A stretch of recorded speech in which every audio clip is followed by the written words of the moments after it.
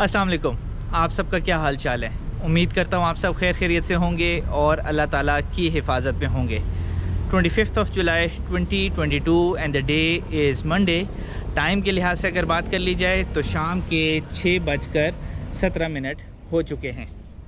पाकिस्तान के हालात आप सबके सामने हैं। डॉलर हाथ से निकलता जा रहा है।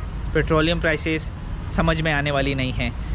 खाने पीने की बेसिक अशिया की बात कर ली जाए तो वो भी आसमानों से बातें कर रही हैं। और ऑटो मैन्युफैक्चरर्स जो गाड़ियां जिस प्राइस पे दिया करते थे कुछ अर्सा पहले तक, वो भी अब आसमानों से बातें कर रहे हैं। वजह यह है कि अब गाड़ी बाइंग करने के लिहाज से भी चीज़ें आउट ऑफ हैंड होती जा रही हैं।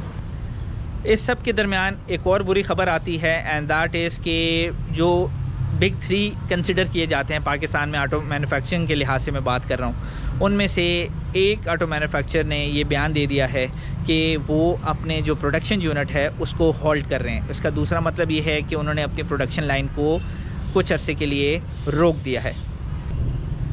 और उनके प्लान्स में कुछ हद तक ये सोच भी पाई जाती है कि जिन लोगों ने जो क्लाइंट्स जो कस्टमर्स उनके हैं उनकी जो एडवांस पेमेंट्स हैं उनको भी रिटर्न कर दिया जाए। रीज़न बिहाइंड दैट इज़ कि CKD यूनिट्स को वो इंपोर्ट नहीं कर पा रहे। स्टेट बैंक ऑफ पाकिस्तान की तरफ से LCs की अप्रूवल नहीं हो रही, जिसकी वजह से उनका जून और जुलाई का जो मंथ था उसमें 2 वीक्स की आइडल प्रोडक्शन का टाइम पीरियड भी गुजरा है। तो ये कंसर्न काफ़ी अरसे से जून जुलाई से कंसर्न उनका चल रहा था और अब फाइनली जुलाई के मिड में आके ऑलमोस्ट या जुलाई के मतलब 25 के लिहाज से एंड के लिहाज से देखा जाए तो उन्होंने प्रोडक्शन को होल्ड करने का, प्रोडक्शन को रोक देने का इंदिया दे दिया है। लंगर गप ये भी चल रही है कि जो कंपनी है इन द कमिंग वीक वो अपनी सिचुएशन के बारे में डिटेल्ड तरीके से बताएगी, वज़ाती बयान एक जारी करेगी, बट वो कमिंग वीक में होगा। टोयोटा इंडस जो है, जैसा कि मैंने आपको पहले बताया कि उनके प्लान में ये चीज़ शामिल है कि वो जो एडवांस पेमेंट्स हैं क्लाइंट्स की वो वापस करेंगे। तो वो उन सब क्लाइंट्स को एडवांस पेमेंट्स वापस करेंगे जो कि डिलीवरीज़ का वेट नहीं कर सकते। खाली डिलीवरीज़ का वेट नहीं कर सकते, एक्चुअल जो टर्म यूज़ होएगी डिलेड डिलीवरीज़ का वेट नहीं कर सकते, तो उनको उनके एडवांस पेमेंट्स रिटर्न कर दी जाएंगी। कंपनी की तरफ से ये भी सोचा जा रहा है कि अगर इसी तरह की सिचुएशन रही और इसमें बेहतरी ना आई तो वो अपना कंप्लीट प्रोडक्शन यूनिट जो है वो शट डाउन कर देंगे। जैसा कि मैंने आपसे जिक्र किया था कि हमारा पैसा बहुत ज़्यादा डीवैल्यू हो रहा है इंटरनेशनली, ठीक है, तो उस वजह से डीवैल्यूएशन की वजह से स्टेट बैंक जो है LCs को ओपन नहीं कर रही।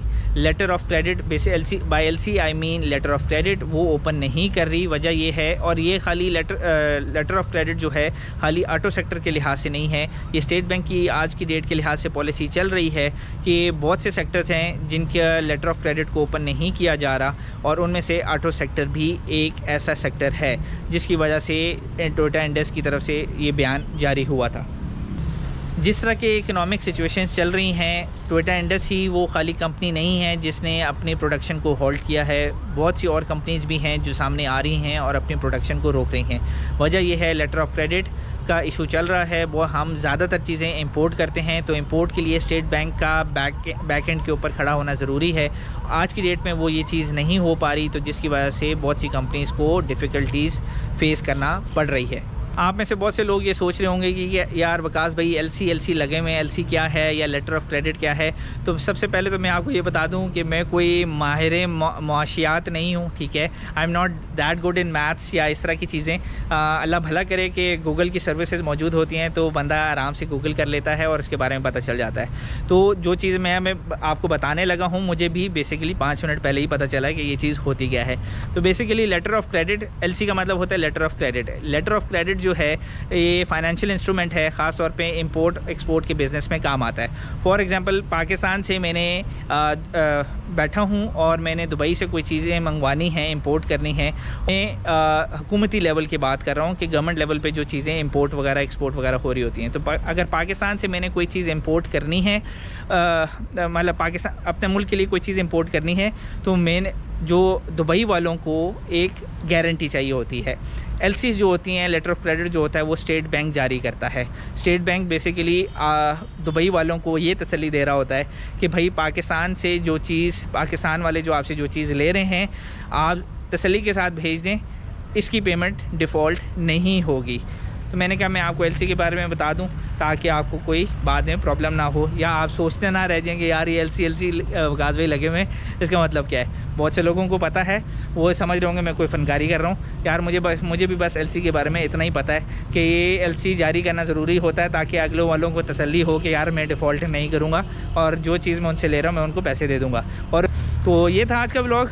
उम्मीद करता हूँ आपको पसंद नापसंद, ये खैर आपके सामने ये नापसंद वाली बात है क्योंकि एक बुरी चीज़ हो रही है, बट उम्मीद करता हूँ आपको पसंद आया होगा। पसंद आने की सूरत में वीडियो को लाइक कर दें, शेयर कर दें, चैनल को सब्सक्राइब कर दें और बेल आइकन को प्रेस करना ना भूलें ताकि रोज़ाना की अपडेट्स आपको मिलती रहें। राह चलते हुए साइनिंग आउट।